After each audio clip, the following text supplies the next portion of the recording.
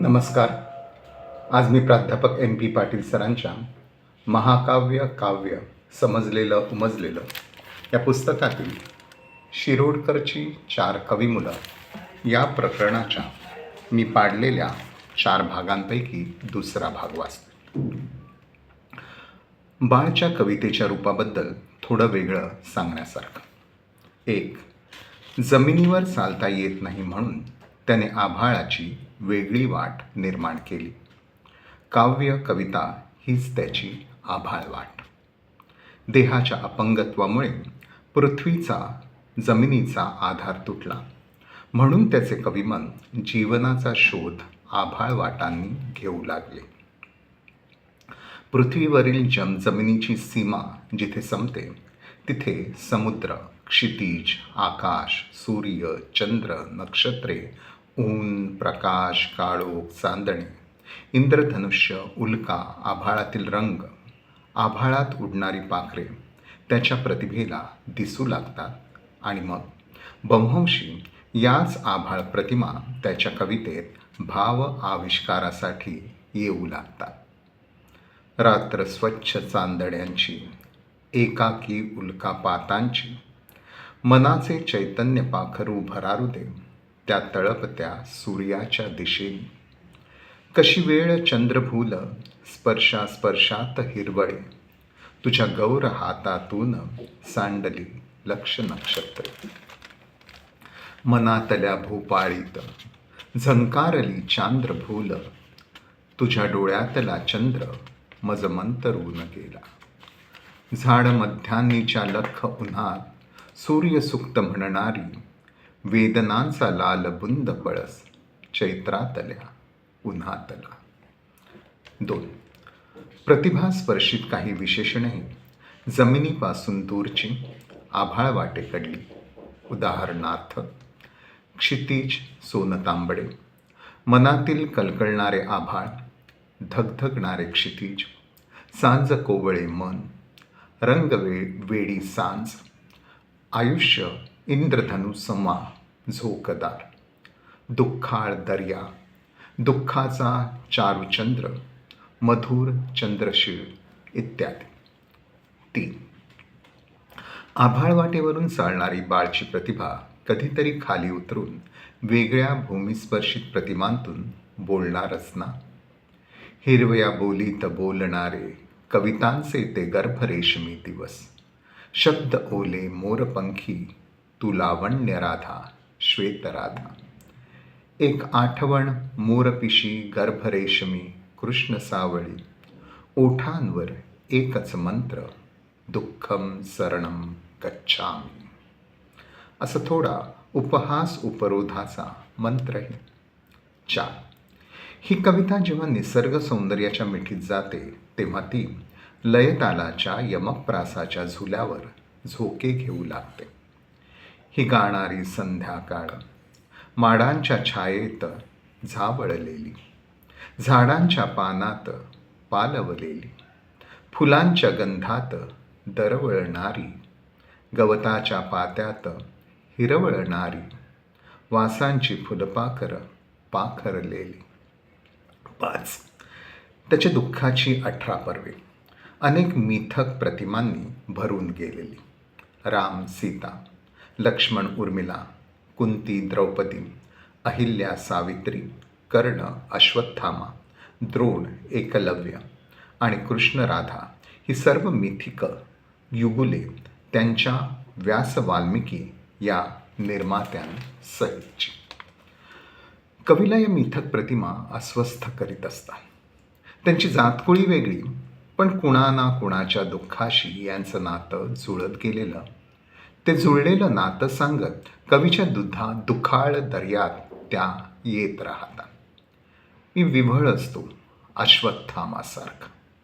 हळूहळू संध्याकाळ होते आणि भळभळत्या कपाळावर पट्टी बांधणाऱ्या द्रौपदीच्या निरागस स्पर्शाने अश्वत्थामाचा कृष्ण होतो. हॉस्पिटलमध्ये त्याच्या भळभळत्या कपाळावर पट्टी बांधणारी सेविका आपलं शालू फाडून त्या शालूच्या पदराने कृष्णाच्या भळभळत्या रक्ताळ बोटांना बांधणारी द्रौपदी, अश्वत्थामाच्या भळभळत्या जखमांवर तेल घालणारी विद्याधर पुंडलिकांची माता द्रौपदी, अशा अनेक अर्थवाही प्रतिमा एकजीवी होत कवीच्या अश्वत्थामी दुःखाला विविधांगी खोलवरचा जीवनार्थ देतात. चक्रव्यूहात शिरायचं एवढंच मला ठाऊक होतं. सूर्यास्तापूर्वी जयद्रथाचा वध करी अशी प्रतिज्ञा करणारा धुरंधर आज कुठे आहे? आणि हा सूर्य, हा जयद्रथ म्हणून धनंजयाला सांगणारा कृष्ण मला सांगतो आहे, नशीब अवध्य आहे, अवध्य आहे. भगवंताच्या दयेचा आणि माणसाच्या अगतिक दैवाचा केवढा तीव्र उपहास या मिथकामध्ये भरला आहे. अशा या मिथक प्रतिमा कवीच्या दुःखार्थाचा खोलवरचा जीवनार्थ सांगत असतात. या साऱ्या दुःख ब्रह्मांडातही हा कवी हायकूच्या घरात जात निसर्गस्पर्शित चमत्कृतीपूर्ण तरल कल्पकतेत छान रमत असतो. अंगणात शुभ्र चांदणं अंगणभर पसरलं, पायरीवर शांत बसून राहिलं. कोण आहे मी विचारला, तर दार उघडून वारा आत आला. निशिळ घालता घरभर फिरला. 7 मध्येच हा राणेंचा बाळ अगदी बाळ होऊन असंख्य बाळांना हसूबाई हसू म्हणत चमत्कृतीपूर्ण कल्पकतेच्या राज्यात नेत खूप खूप हसवत ठेवतो. चिवूने आणला बाबांकडून हुंडा, घर बांधायला मेणाचा हंडा, पाणी भरायला निघाला गेंडा, डोक्यावर घेऊन मोठा हंडा. प्रौढत्वी नीच शैशवात जपणे बाणा कवीचा, असे हे कवी बाळ राणे यांच्याबाबत केवढं तरी खरं ना. शिरोडकरचा दुसरा कवी मुलगा दत्ता पवार, गिरण गावातील गिरणी कामगार विधवेचा एकुलता एक मुलगा. MA Marathi, MA Hindi, PhD Marathi, Kovind Hindi अशी विद्यासंपदा. अध्यापक, प्राध्यापक, प्राचार्य अशी चढती प्राध्यापकी कारकीर्द. मुंबई, सिंधुदुर्ग या जिल्ह्यांचे राष्ट्र सेवा दल प्रमुख. निवृत्तीनंतर 10 वर्ष मराठी संशोधन मंडळाचे संचालक आणि संशोधन पत्रिकेचे पुन्हा संपादक, असे सामाजिक आणि संशोधनीय कार्य.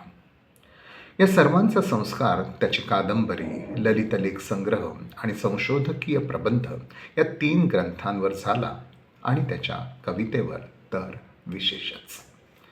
त्याच्या कविता संग्रहाचे नाव आहे प्रस्थान. प्रस्थान करताना, प्रवासाला निघताना पहिले पाऊल टाकताच या कवीच्या भव्य कल्पनाशक्तीला ओंकाराच्या पौरुष निर्मितीचे भव्य विश्वाचे चित्र दिसू लागते. माझ्याच पौरुषाची ना ही फळे चंद्र सूर्य, माझ्याच आदेशावरून प्रसवतात दिवस रात्र.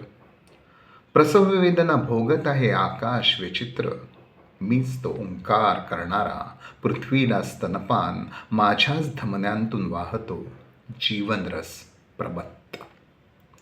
कवीच्या कल्पक प्रज्ञा प्रतिभेचे प्रारंभीचे घडणारे हे अनोखे दर्शन.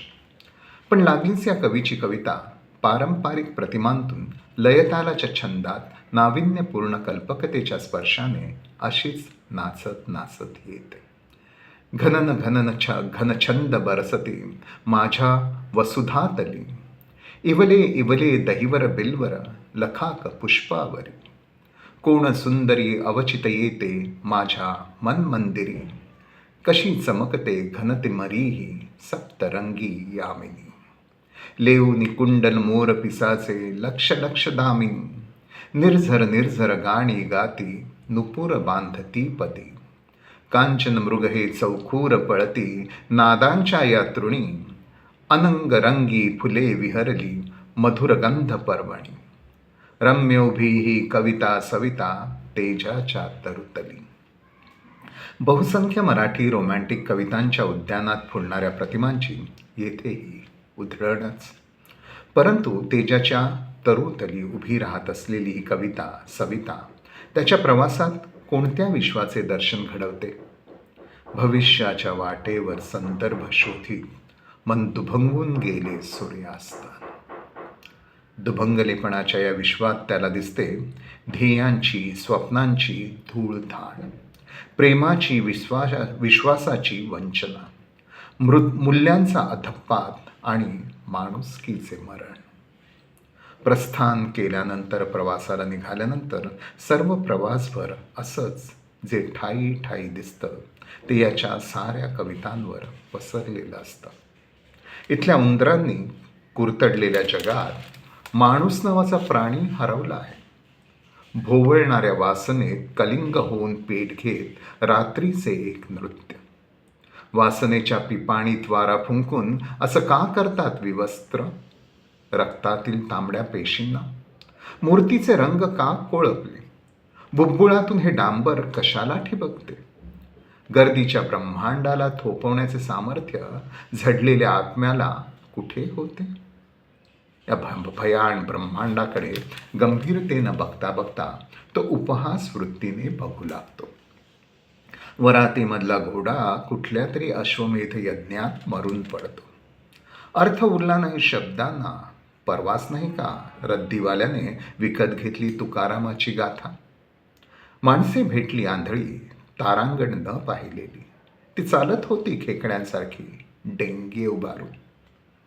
प्रवासभर भेटणाऱ्या अशा डांबऱ्या, आंधळ्या, कोळपलेल्या वासनेने भोवळलेल्या ब्रह्मांडापासून दूर जावे असे त्याला वाटू लागते. तरीही स्वतःला सावरून तो म्हणू लागतो, प्रस्थान ठेवून शब्द निघाले, नुकतेच रक्षापात्र घेऊन गुणाढ्याच्या दिमतीला. इथे हा दुसरा भाग थांबवतो. धन्यवाद.